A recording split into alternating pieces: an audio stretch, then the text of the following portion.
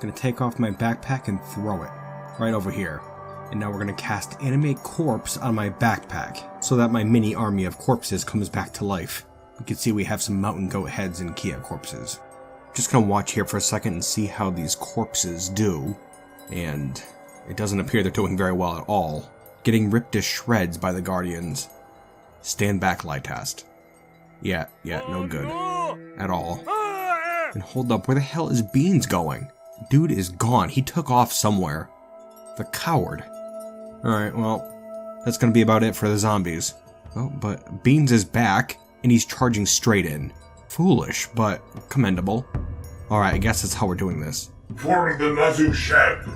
Looks like Beans is actually doing a pretty good job against this creature. He chopped off a couple of its limbs using his cleaver.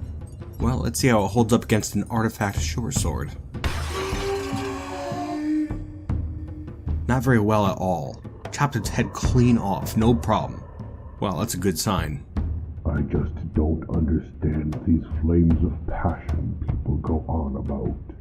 Well, I would like the chance to teach you about our flames of passion, my friend. Yes, we still have the lasher to deal with, and it doesn't seem immediately aggressive, which is very interesting. Alright, gonna try something here. Let's pick up this chunk of crystal glass that once made up this creature's head. There we go. And... Alright, well, I missed. Wonderful. Well, how about this?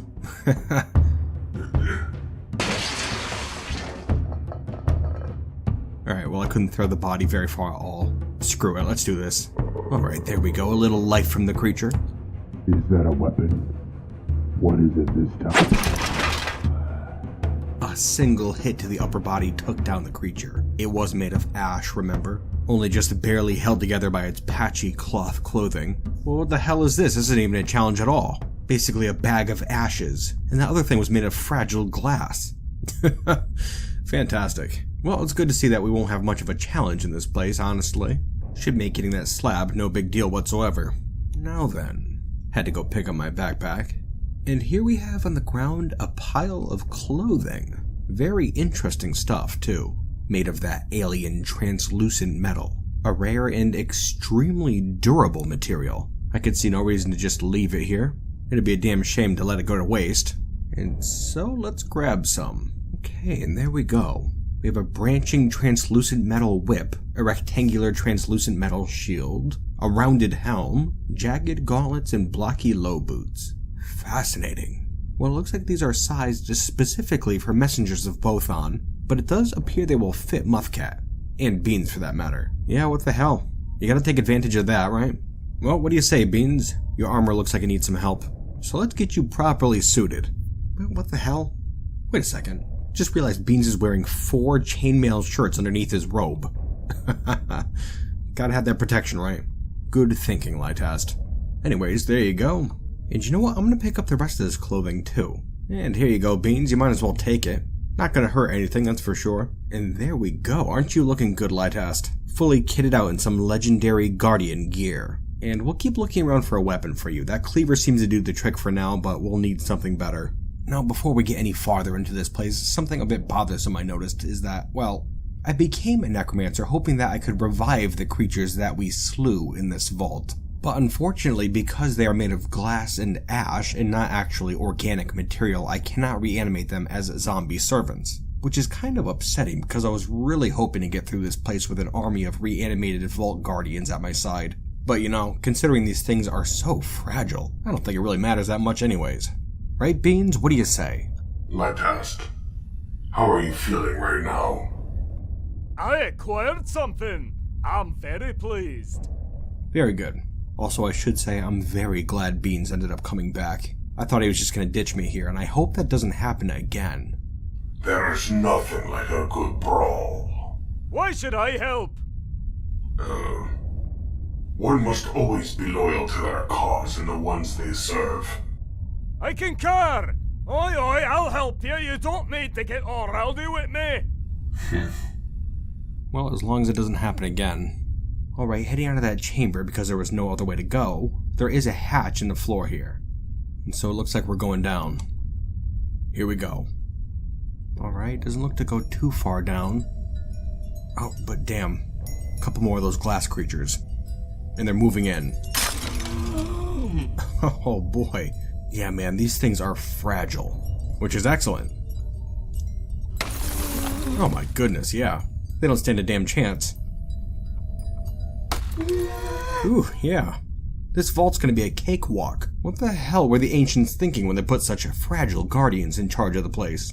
Okay, we have a door here, heading in, and it looks like there's a shaft that leads downwards. A stairway as well. And I don't see much of anything at the bottom, but I am hearing a whole bunch of noise.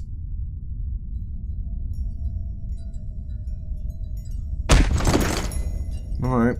I was just pushed off the staircase. There were a couple of those glass creatures headed up, and I did not spot them right away. I did not take any damage. Landed on my breastplate. I'm gonna stand up, and there is in fact one of those glass creatures right above me on this staircase, attacking downwards. I attacked, but it jumped away, and now it's above me in the air, and the other one's coming down as well. Striking again. This time took it down no problem whatsoever, just as the other one lands on the ground next to me. Cakewalk. You know what? What the hell? I'm gonna pick up a couple of these heads. I think they could be useful as throwing weapons. There's no way out at the bottom here, so we'll just continue on this way. Hold up, Beans. Don't go walking around this place just yet. I am feeling very confident now, although that might be foolish. In fact, well, I'm hearing a lot of noise coming from behind this door here in particular. And in addition to that, strangely, I am sensing something as well. I'm sensing blood. Very odd. Yeah, we might have counted our beak dogs before they hatched. But we don't know that for sure yet. Let's continue. Alright, we have another room here with 2 more of those glass retainers, and 2 more of the messengers of Bothon as well. This time we have a lasher again, as well as a spearman. Oh, it looks like they're moving in. Beans, watch it, will you? I cannot do it! I must withdraw! Looks like he was caught off guard. Come on, don't panic, I need you here. Alright, messengers of Bothon are moving in. Alright, I hit it in the head, but the shot was deflected by its helm. But regardless, its head was twisted so badly that its neck was torn. Well, that's good. Although it looks like Beans is having some trouble down this way here. Yeah, it looks like he was hit in the hand. And although the shot was deflected by his gauntlet, it still tore his wrist's ligament. Tendon as well. Damn it, and he dropped his shield. Alright, I gotta get in there. Bloody hell! Jumping across. Beans is in some serious trouble right now. Out of the way, you creatures. God damn, completely surrounded. There's a whole bunch of them here. Let's get to work. 1 down. This is right, it is. 2. Damn it, Beans. Don't panic. Get back in here. Bloody hell, that's bad! 3 down. 4. 6. 7. Come on, man. What are you doing?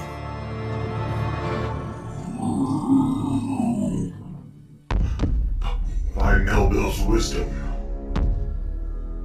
What is that?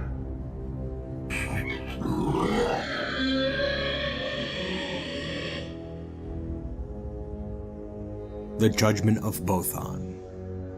A great eyeless Dimetrodon. It has a broad horn and it mutters to itself about death.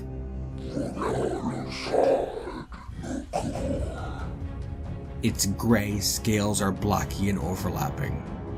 It was created by the dwarven goddess, the Murk of Burying, and is of a part with death, murder, the night, and suicide.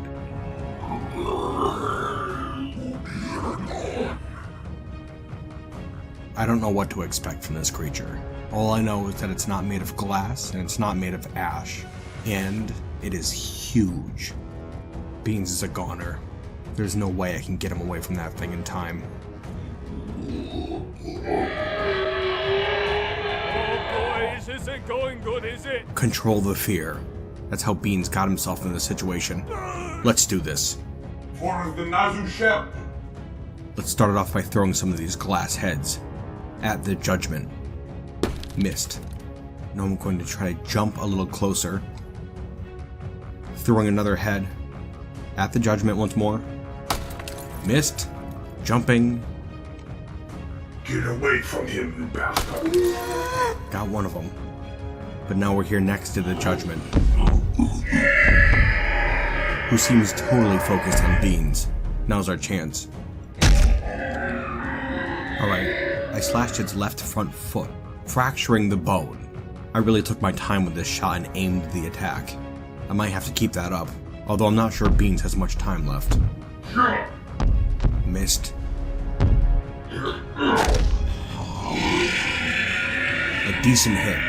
Fractured its right front foot's bone and severed an artery. The creature has fallen over. Ugh. But it looks like it gored me in the foot with its horn.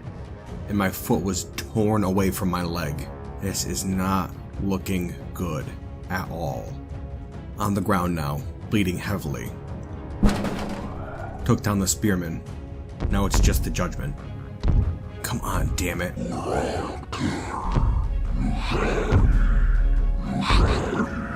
Luckily for Muthkat, the thing seems firmly focused on Lighthast for now, which allowed me to get a good hit in on its head. We fractured the skull and opened yet another artery.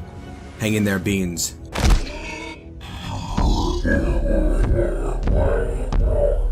Another hit to its head. And I missed. Terrifying! I'm taking several frenzied hits at the thing. And unfortunately, we're starting to feel faint. This might be it for Muthkat. We're losing a lot of blood.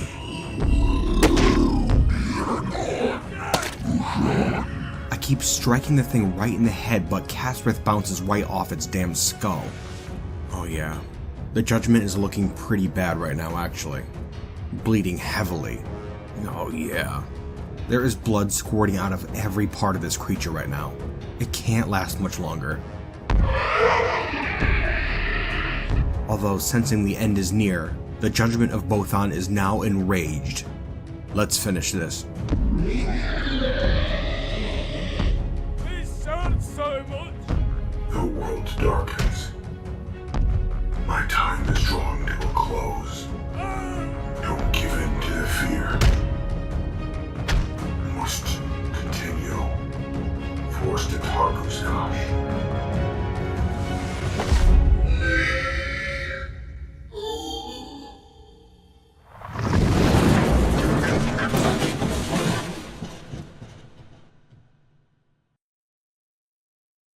It is done. The Judgement of Bothan has been struck down. And somehow, beyond all reasoning, both Muthkat and Beans are still alive. I thought for sure that we were going to lose Beans, and then after Muthkat started being faint after he lost his foot and the creature became enraged, well, I thought they were both goners, honestly. Doesn't really make a lot of sense. Just got lucky though, I guess. It was killed with a shot to the head. Muthkat slashed it with Casrith, and the injured part was cloven asunder, opening an artery and killing the Guardian. Isn't that beautiful? I should say though that I am still a bit nervous that these guys won't survive. They lost a ton of blood in that fighting, and so I really think the best thing we could do at this point is just wait, and see if we pull through. Because Muthkat isn't bleeding anymore, I think he's gonna be fine, but I'm not so sure about Beans. The guy's actually pale from blood loss, and that typically means death is close at hand, but we'll wait and see. And hopefully we can pull things together a little bit, because we still have a ways to go. Okay, we're back. And as you can see, both Muthkat and Beans have survived up till now anyways.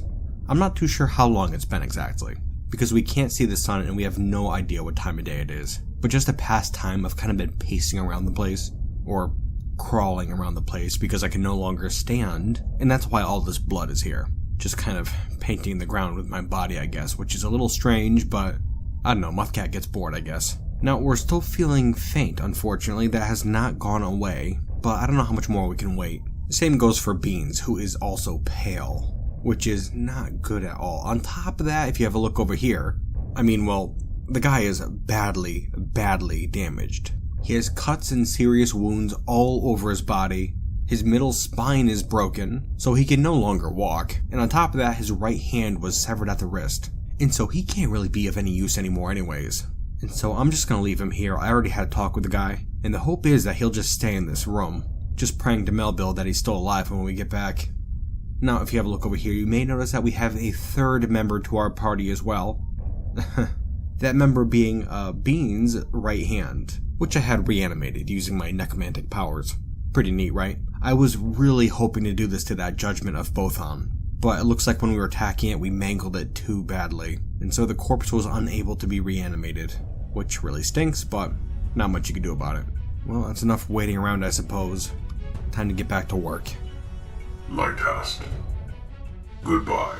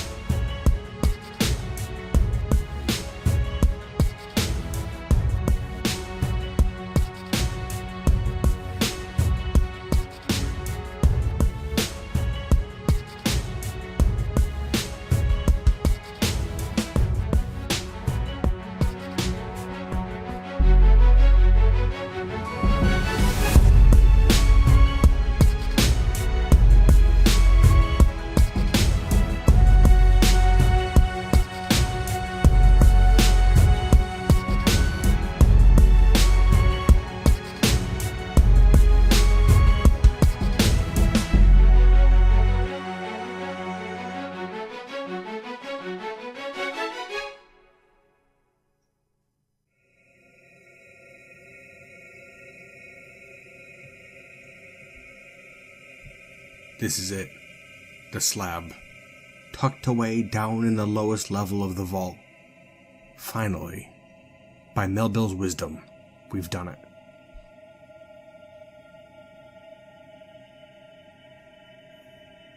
Otogamura. Bad Dooms. This is a conglomerate slab. All craftsmanship is of the highest quality. The slab reads, I am Gusmul, once of the underworld. By the murk of burying, I bind myself to this place. Fantastic. I'm gonna level with you guys out there. I have never done this in Dwarf Fortress, and so this is extremely exciting for me. The true name of Gugo Oozeburial. Truly fascinating. Although, I don't know what the hell that means. What do we do with it now? What do we do with this information? Can I shout out to everybody, perhaps? Doesn't look to be an option. I thought I might have a new action here, an ability or something, but does not look to be the case. I'm waiting around for a second to see if anything happens, and nothing is happening. Well, unfortunately, I think that means we have to go to Whisker Demons, to the larval castle itself, and find Gugo Oozeburial. Rather, Gusmul. It's the only other thing I can think to do. We have to find him and confront him, and then his reign will finally come to an end. It's pretty damn exciting, I gotta say. Let's do this. Can't go forgetting about Beans now. I can sense him though, which means he must still be living. Or unliving, I suppose. Lighthouse. How are you doing? Gruesome wounds! Begone fear! It's good to keep pushing forward, but sometimes you just have to know when it's time to stop. So true, so true. Let's continue onward together, Lighthouse. Although I think the days of Beans and Muthkat questing together have come to a close.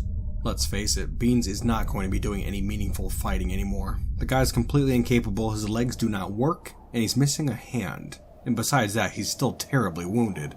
And pale. Yeah, the guy is a mess. We're going back to Honeystoker. It may be a hellhole, but at least Gugo Oozeburial's armies aren't going to attack anymore. That's the hope, anyways.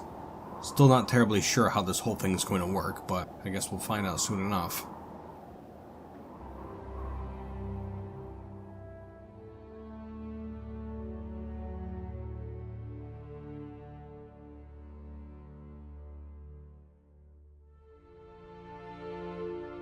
We were heading down the mountains towards Honeystoker, and Beans just stopped walking, and I have no idea why.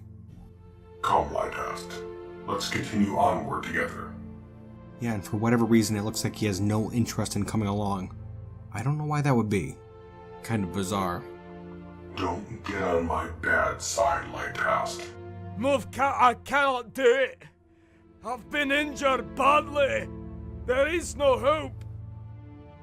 If you have a task, do it properly. They're going to kill me. You best do it now, or leave me here to have a few more moments of peace. I don't think Beans wants to go back to Honeystoker. I had said before that I have no interest in letting a vampire wander around this dwarf-filled world. It wouldn't be safe. But to hell with it. Can't imagine he'd be coming down from these mountains anyways. I'll let him take his chances. Goodbye, Lighthouse. Goodbye. Long live Statargoskosh. Continuing on our way. Except now we don't have to stop at Honeystoker. Now we're on the way to Whisker Demons and Gugo Ooze Burial.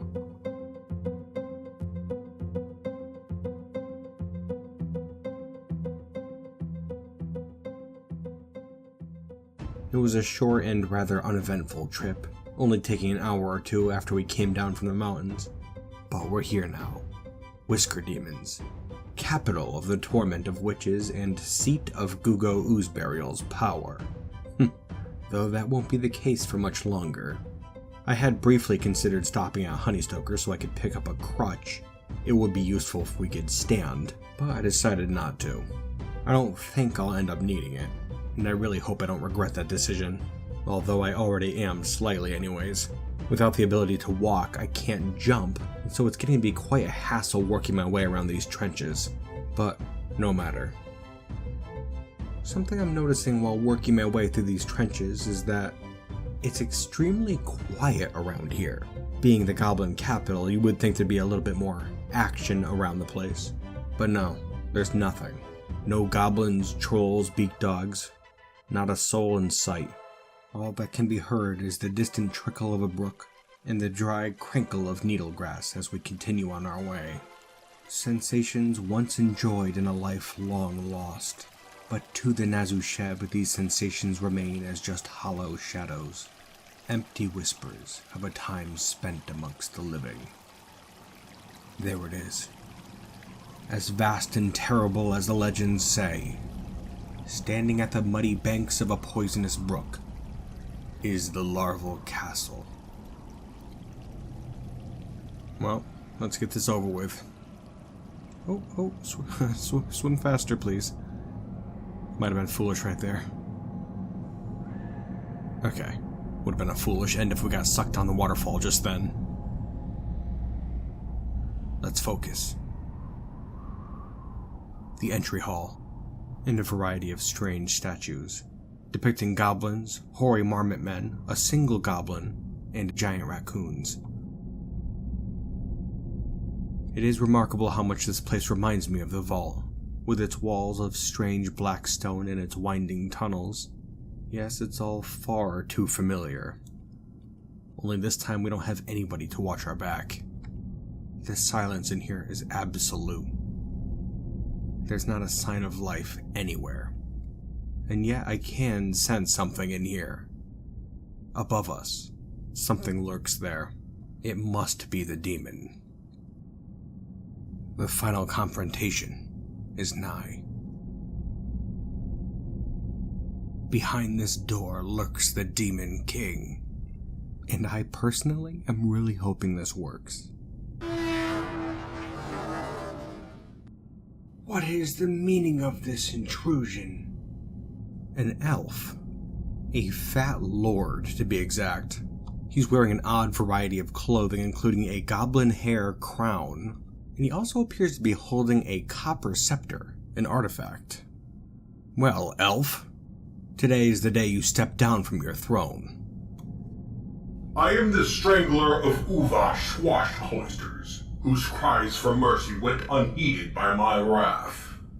I am the foe of Uneg Cometgo, once revered by those who didn't know any better. I'm in charge of Whisker Demons now. Make way for Lord Muthkat Circle Saber, the Flyer of Emptiness, and the Nazu Sheb. This must be stopped by any means at our disposal.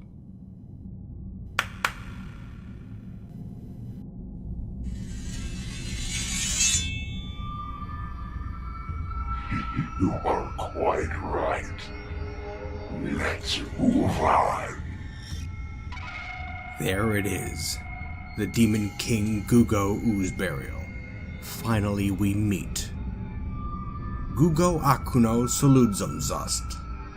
A great three-eyed monitor twisted into humanoid form. It appears to be emaciated. Its gray scales are oval-shaped and set far apart. Beware, its webs. Of course this monster would have webs. That makes it particularly dangerous, although hopefully we won't have to be fighting it. If we do, then I'm not too sure. I'm very hopeful about our odds. And it appears to be wielding an artifact, Kasluspspasnal, an iron pike. And the thing's also wearing a large variety of clothing as well. Well, it's over back there, and it appears to be moving straight in. And the Fat Lord has begun to panic. Help, my master! Save me! It's too late for that, my friend. Alright, I'm attempting to speak to Gugo, and it looks like we have two options here. We can invoke its true name to banish Gugo, or we can invoke its true name to compel service from Gugo. Decisions. Really, I'm not too sure what Muthkat should do. Not that he has much time to think of it in the moment, but I'm sure he's been considering his options at this point up till now. And now that they're on the table, well, if we banished Gugo Oozeburial, or Gusmul, from the Eternal Realms, then he would be gone forever. It would, I assume, throw the goblins into disarray, and we would never again have to worry about this vile creature. Although, if we compel service from Gugo Oozeburial and make him our slave, well, I could certainly see some benefits to come with that. Work with me for a second here. Now, Muthkat is a very loyalist to Targusgosh. That's why he went up to the vault in the first place, so that he could get this slab and put an end to Gugo Oozeburial. But let's not forget that he is also a cruel individual. No matter how loyal Muthkat is, he is still cruel. And on top of that, he's also greedy. He has a terrible greedy streak, and this is a large amount of power he'd be passing up if he banished Gugo. And on top of that, one more little caveat there, is that Muthkat, you may remember, is a coward deep down inside. Considering this fact, imagine having a demon servant like Gugo Oozeburial fighting at your side. Well, I'd say your days of fearing anything would quickly come to a close. Yes. And just think of it, if we took control of Gugo Oozeburial, then we could take control of the larval castle. Honeystoker's just about gone anyways. The fortress served its cause well enough, but its time is over. And I'm thinking it might be time to usher in a new age. Quite a decision to make. Should Muthkat go down in history as legendary savior of the dwarven people? Or shall he take control of the larval castle and rule over the Eternal Realms as Nazu Sheb, king of the dwarves? Whatever he chooses, the fate of the world rests in his hands. Well, hello you bearded bastards, and welcome back once again to the end of the episode where I would dearly love to show off some more fantastic fan artwork. And as such, let's get straight into it. Here we go. First off, we have another beautiful 3D render. This time it's done by Philip, and it is of Slobpusimzug, the artifact scimitar that was plundered by Muthkat. Isn't that cool? Fantastic work here, definitely. Man, I just love that so much.